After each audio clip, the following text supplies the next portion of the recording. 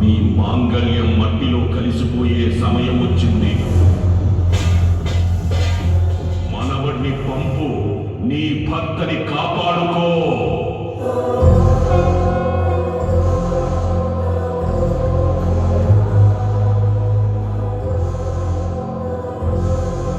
తాతగారు కలలో కనపడేదో చెప్పారని హైదరాబాద్ వచ్చేసింది. దాని నుండి దూరం చేసింది.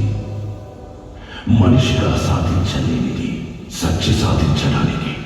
అందుకే పెట్టా 3వ అమావాస్యకి ముహూర్తం. Welcome to my world.